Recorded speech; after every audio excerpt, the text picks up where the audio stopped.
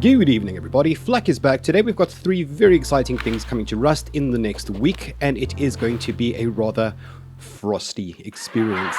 I'm talking about the Artic snow bases, the 2 fancy new snowmobiles that you absolutely have to see, and of course the new snowy danger floofs, just like regular bears except more powerful, spray painted white and live in the snow. Speaking of spray painted, if you haven't seen the spray paint video that I made last week, check it out. The link is in the video description below. Ah, yes. The North African snowy danger floof. This terrifying apex predator is a ball of white fur, muscle and angry claws. One should certainly not cross its path, because it will very likely murder you. These are the polar bears. Now they're basically the same size as a regular bear. I spawned in regular bears with the polar bears. They seem to have a little bit of a racial dispute going on. There's a lot of segregation. However, I noticed they don't attack each other.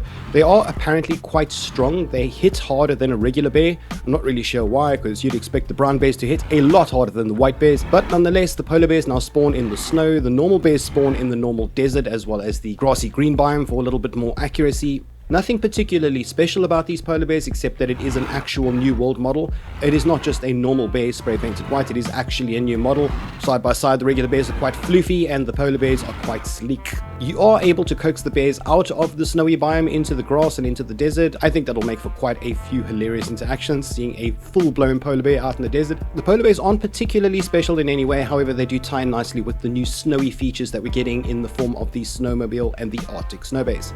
Speaking of Arctic snowbases, and here we have the Artic snowbase. It is absolutely beautiful, populated with a couple of scientists, I noticed. Let me quickly just get rid of them.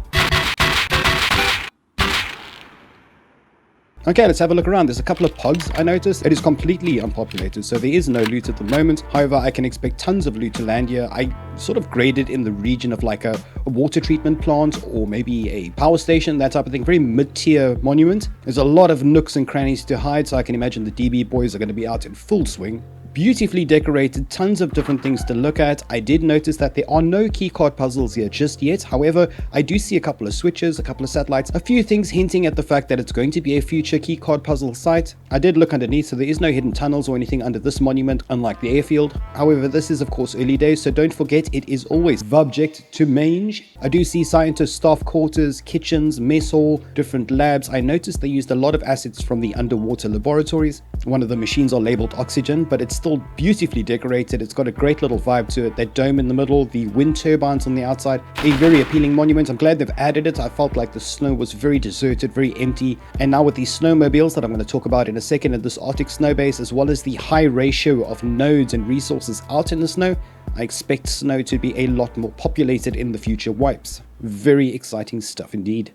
And finally, what you guys have been waiting for, let's be honest, it's not about the polar bears, it's not about the Artic snow base. You guys want to know about the snowmobiles. We have 2 new snowmobiles. One looks like it was put together in some dude's shed, and the other one looks store-bought. Think of sort of rowboat versus riverboat, that type of vibe. There's no mention yet of where these things are going to be spawning, if you're going to have to purchase it at some kind of a, fishing village type thing, or if it's going to spawn along the road like the original minicopters used to do. My guess though, in the beginning they're very likely going to just spawn along the road. You'll have to hop in. Each one takes 500 low-grade fuel. They look amazing. They have little storage boxes at the back with the same capacity as a small box, making those long snowy node farming expeditions a lot less painful. They are extremely fast, however they are extremely loud. As with all vehicles, you can push X to change seats. Each snowmobile can take 2 passengers, but a second passenger will slow you down.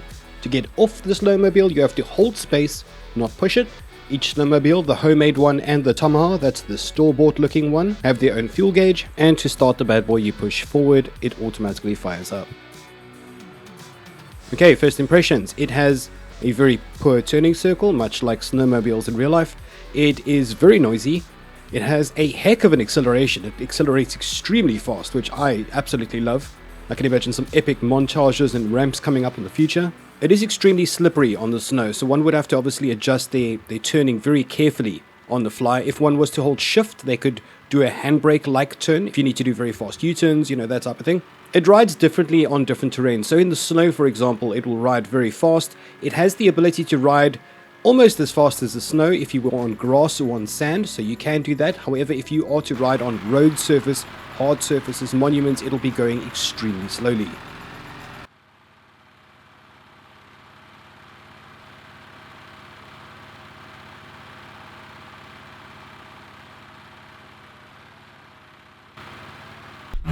Snowy danger floof, he gon' get ya.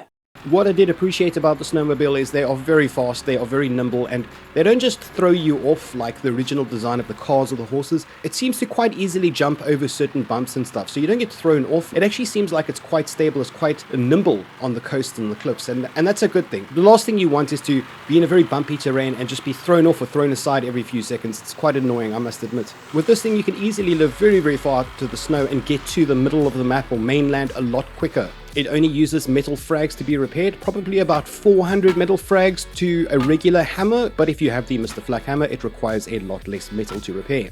This is of course not true. And that pretty much sums it up. The new 3 things are coming out in, I think, a week. I stand corrected. I have very little information from FacePunch. We used to be tight, now we're like, not tight.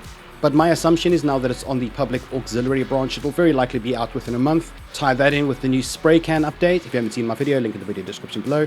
It's going to make for some interesting times. I'm loving where Rust is going. It's exciting, it's new, it's fresh, and of course, a new vehicle is always welcomed.